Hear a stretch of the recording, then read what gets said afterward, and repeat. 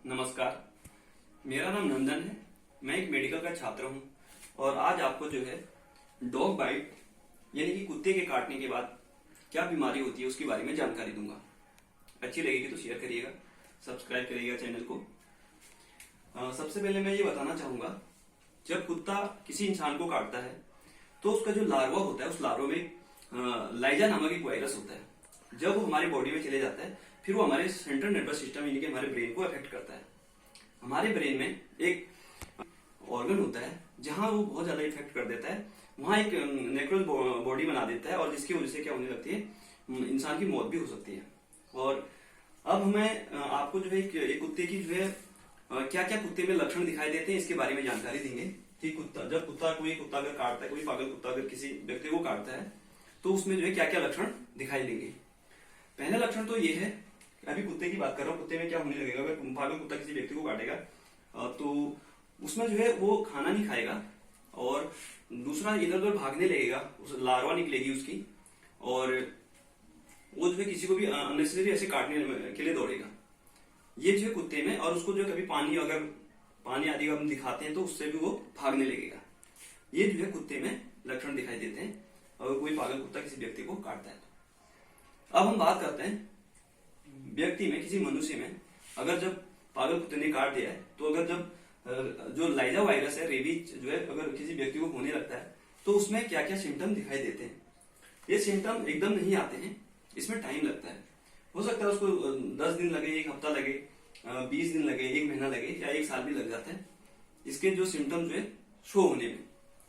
अब मैं आपको बताता हूं कि जब ये सिम्टम शुरू होते हैं तो क्या क्या सिम्टम दिखाई देते हैं मनुष्य में।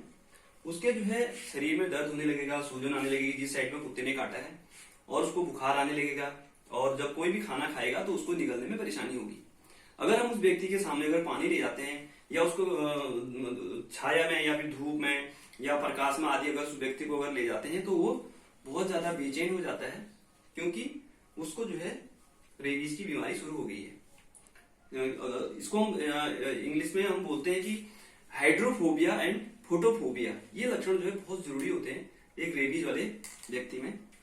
ये लक्षण जब आते हैं तो हम कंफर्म हो जाता है कि उसको रेबीज हो गया।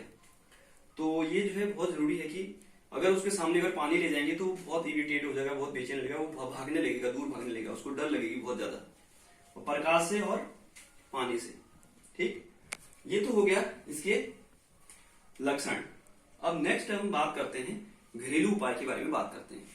घर में हम इसका क्या ट्रीटमेंट करेंगे उस टाइम अगर मान लीजिए जहां पर कुत्ता काटता है। सबसे पहला जो मैनेजमेंट है, जैसे मैंने पहले भी बताया था, ये सिर्फ रेबीज जो है कुत्ते के काटने से नहीं होता है।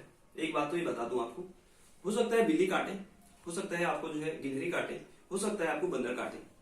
लेकिन इसमें एक चीज है, अगर बिल्ली और कुत्ता अगर काटे तो हम 10 दिन तक उसका ऑब्जर्वेशन कर सकते हैं, और 10 दिन के अंदर में अगर उसको ये रेबीज के लक्षण अगर दिखाई दे रहे हैं, मतलब 10 दिन के अंदर अगर ये लक्षण आ रहे हैं इस तरीके के, तो इसका मतलब तो हमको जो है कंफर्म हो गया है कि ये जो पागल कुत्ता था या फिर पागल बिल्ली ने इसे मतलब ही नहीं जो काट दिया है। तो और जो है घरेलू उपाय में हमने और एक दूसरा क्या करना है, जिस घरों में क्या करते हैं मैंने देखा है कि वहां पर हल्दी, मिर्ची, नमक, बैगन ये चीजें लगाते हैं, कोई कुछ लगाता है। ये चीजें नहीं करनी है, क्योंकि मेडिकली प्रूफ नहीं है कि इसको करने से जो है कुत्ते के काटा हुआ सही हो जाएगा। ये नहीं है, क्योंकि जब तक उसको वैक्सीन नहीं लगेगी तो 100% चांसेस है अगर उसको रेबीज अगर होता है, अगर ऐसे कुत्ते ने उसे काट दिया है तो 100% चांसेस है कि व्यक्ति की मौत होगी। इसीलिए इसको हल्के में न लें और उस क्षेत्र में जो है ये लगाने से बचें, इससे कुछ भी नहीं होने वाला। तो इसमें मैं बताता हूँ आपको। और दूसरा जो उसको ऐसे कोई बांधना, कोई बैंडेज आदि से पट्टी उस पर नहीं बांधनी है, हमें सीधे हॉस्पिटल जाना है। बस हमारा काम इतना ही है, 10-15 मिनट हम जो है बहते हुए साफ पानी में हम जो है साबुन से जो है उसको वॉश करेंगे। और ये करने के बाद हमने जो है उस कुत्ते को मारना नहीं है, क्योंकि बहुत सारे लोग क्या करते हैं कुत्ते को मार देते हैं। अगर हम कुत्ते को मारेंगे तो फिर कुत्ता जो है उसका जो है ऑब्जर्वेशन नहीं कर सकते, क्योंकि कुत्ता कहीं 10 दिन के अंदर में कोई पागल तो नहीं हो रहा है, कुत्ता ही हमको पता नहीं लगेगा। इसलिए हमको कुत्ते को नहीं मारना है, हमने 10 दिन जो है ऑब्जर्वेशन में रखना है कुत्ते बिल्ली को। और चीजों को तो नहीं कर सकते, लेकिन कुत्ते बिल्ली को हम ऑब्जर्वेशन कर सकते हैं। और दूसरी चीज ये हो गया हमारा घरेलू उपाय। नेक्स्ट हम बात करते हैं मेडिकल उपचार के बारे में।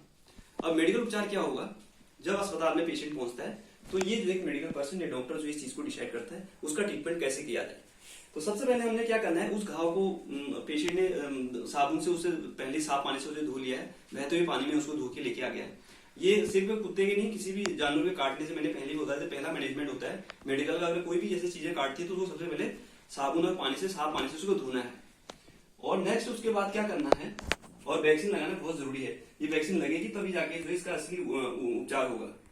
तो इसमें क्या करना है, अगर जब पेशेंट आता है हमारे पास हॉस्पिटल में, तो सबसे पहले हम उसको जो है बीटाडीन आदि लगा सकते हैं। पहले तो वॉश किया, उसके बाद जो है बीटाडीन आदि से, क्योंकि उसमें बीटाडीन आदि लगाने के बीटाडीन आदि हम लगाते हैं। लेकिन इससे पहले क्या होता है, डॉक्टर ये भी डिसाइड करता है, ये देखता है उस घाव को कि वो किस टाइप का, क्योंकि हमारे घाव को जो हम 3 तरीके से बांटते हैं, टाइप फर्स्ट, टाइप सेकंड और टाइप थर्ड में। टाइप फर्स्ट का मतलब जो पहले कैटेगरी में ये है कि खाली कुत्ते ने चाटा हुआ है, क्योंकि उसके लार्वा में पाया जाता है ना, उसके लार में, तो हो सकता है कि वो उसे काटा, मतलब उसकी कोई ब्लीडिंग नहीं हुई है, उसने कोई बड़ा ऐसे डीप जो है उसने काटा नहीं है, तो ये पहले कैटेगरी में आता है जिसमें खाली चाट रखा है। हो सकता है कि उसका लार्वा उसमें कॉन्टेक्ट में आ गया हो। और जब सेकंड टाइप वाला जो होता है, दूसरी कैटेगरी जो होती है, उसमें क्या होता है कि हल्के से उससे खौंच आई है या हल्का सा रेडनेस हुआ है, तो ये चांसेस देखने को मिलता है कि मतलब ये सेकंड टाइप है। और जो थर्ड टाइप वाली जो कैटेगरी होती है, उसमें जो है उसका पूरा का पूरा मांस सांस बहुत डीप कटा हुआ रहता है और वहां से ब्लीडिंग हो रही होती है। ये हमारे तीसरे टाइप का जो है कैटेगरी होती है। अब इसके अनुसार हम क्या करते हैं, इसका ट्रीटमेंट करने लग जाते हैं। तो ट्रीटमेंट में क्या होता है, एक तो बीटाडीन लगा दिया था, और दूसरा अगर बैक्टीरियल इन्फेक्शन होगा तो वो एंटीबायोटिक देंगे उसको, एमोक्सिसिलिन आदि कुछ भी दे सकते हैं। और दूसरा उसको टिटनेस का इंजेक्शन लगाएंगे। टिटनेस का इंजेक्शन हम जो 0.5 IM लगाते हैं। और ये लगाने के बाद उसके बाद हम उसका जो है नेक्स्ट उसके बाद जो है रेबीज के वैक्सीन के बारे में हम चर्चा करेंगे। ये सबसे इंपॉर्टेंट है। जब तक ये वैक्सीन नहीं लगेगी तब तक जो है पेशेंट को कभी भी जो है रेबीज के कारण जो उसकी डेथ हो सकती है। अब अब मैं एंटी रेबीज वैक्सीन के बारे में बात करूंगा। और ये जो है टीका लगाना बहुत जरूरी है। इसमें क्या है कि जैसे हमारे घरों में भी जो है हम कुत्ते डॉग को पालते हैं। जो हमारे डॉग होते हैं उनको हर 6-6 महीने में उनको भी जो है जैसे इंसानों को लगाया जाता है ऐसे उनको भी वैक्सीन लगाई जानी अति आवश्यक है। इसमें हम बताते हैं आपको, जो हमारे पालतू डॉग होते हैं उनको भी लगाना है। और इसमें एक चीज ये भी करना है, अगर हमने डॉग पाला है तो हम भी अपने आप को वैक्सीनेशन कर सकते हैं पहले ही। मतलब इसका मतलब ये बोलते हैं प्री एक्सपोजर। प्री एक्सपोजर का मतलब पहले हम अपनी सुरक्षा के लिए जो है वैक्सीन लगा सकते हैं। अब इसको इसकी ये कितने दिन लगती है और इसकी कितनी डोज होती है इसके बारे में आपको बताता हूँ। जब अगर हम प्री एक्सपोजर में, अभी हम लोग को कुत्ते ने नहीं काटा है, लेकिन हम अपनी सेफ्टी के लिए हमने पहले कभी भविष्य में काटेगा करके अगर हम पहले इसका वैक्सीनेशन अपने आप को करते हैं, तो इसमें क्या रहता है, पहला डोज तो जब लगता है 0 दिन में, जैसे आज लगा लिया हमने 0 डोज हो गया। दूसरा डोज हम जो है 14 दिन में लगाएंगे। तीसरा डोज जो है हम उसे 28 दिन में लगाएंगे। मतलब यानी कि 1, 2 और 3 डोज लगेंगे हमारी। अभी हमको कुत्ते ने नहीं काटा है। अगर हमको कुत्ता काटता है, पोस्ट एक्सपोजर का मतलब कुत्ते ने काट लिया है। कुत्ते ने काटने के बाद हमको जो है 5 डोज लगती हैं। पहली डोज लगेगी 0 दिन में, दूसरी डोज लगेगी तीसरे दिन में, तीसरी डोज लगेगी 7वें दिन में, चौथी डोज लगेगी 14 दिन में, 5वीं डोज लगेगी 28वें दिन में। तो इस चीज का हमको ध्यान रखेंगे। टोटल हमको कितनी डोज लगी है, 5 डोज लगी है। 1, 2, 3, 4, 5। अब हम इसकी बात करते हैं, इसका रूट क्या रहता है। इसका रूट जो है, इसको या तो हम इंट्राडर्मल लगाते हैं या फिर हम इसको IM लगा सकते हैं, इंट्रामस्कुलर लगाते हैं। हम इसको जो है अगर इसका सही रूट अगर देखा जाए, इंट्राडर्मल अगर हम लगाते हैं तो इसको जो है 0.1 ml राइट इस डेल्टॉइड वाले एरिया में, और दूसरा 0.1 ml जो है लेफ्ट वाले डेल्टॉइड वाले एरिया में। ठीक है। अगर IM लगा रहे हैं तो हम डेल्टाइड मसल में लगाएंगे और उसमें थोड़ा सा डोज बढ़ाएंगे, 0.5 लगाएंगे। ये बात होगी हमारी डोज की और रूट की बात होगी। और 2 साल तक से नीचे अगर बच्चे हैं, 2 साल से ऊपर वालों को तो हम ऐसे ही लगाएंगे, लेकिन 2 साल से नीचे छोटे बच्चे हैं तो उनमें हम क्या करते हैं, एंट्रोलेटरल थाई में लगाएंगे। इस साइड में थाई में लगाई जाएगी। ठीक है।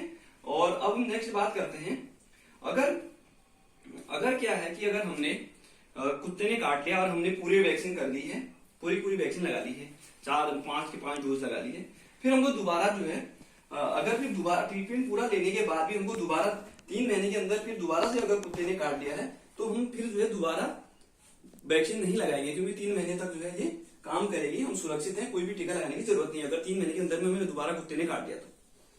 और एक बात तो ये होगी। दूसरी बात ये है कि अगर प्री एक्सपोजर वाले टीके हमने लगाए थे, फिर से हमको कुत्ते ने दोबारा काट लिया है, तो इस कंडीशन में क्या करेंगे कि उसके बाद जो डॉक्टर डिसाइड करता है कि उसको 2 ही डोज लगाते हैं। ये डॉक्टर डिसाइड करते हैं, लेकिन हम नॉलेज के लिए हमें भी थोड़ा पता होना चाहिए, ये रहता है। और कभी कभी क्या होता है कि डॉक्टर ये 5 डोज में लगा के 4 ही डोज भी लगाते हैं, क्योंकि 10 दिन तक ऑब्जर्वेशन के लिए बोलते हैं कुत्ते को।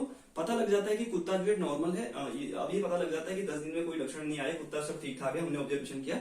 तो उसको इस वजह से डॉक्टर कभी कभी 5 टीके की जगह 4 ही लगाते हैं, या डॉक्टर जो खुद ही डिसाइड करते हैं। ये हमारा काम नहीं होता है, ये डॉक्टर बताते हैं, ठीक है। और दूसरी चीज है, एक इसके साथ में अगर रेबीज का इम्यूनोग्लोबिन अगर लग जाए तो ये बहुत बेस्ट होता है। अगर इसको हम 7 दिन के अंदर अगर लगा देते हैं तो ये तभी कामयाब होती है। अगर इसको हम लेट में लगाएंगे तो इसका कोई फायदा नहीं होता है। और ये चीजें हो गई, और ये इसको एंटी रेबीज वैक्सीन के साथ ही लगाते हैं। और नेक्स्ट चीज ये है, धन्यवाद। अगर मेरी जानकारी अच्छी लगी तो शेयर करिएगा, सब्सक्राइब करिएगा। धन्यवाद।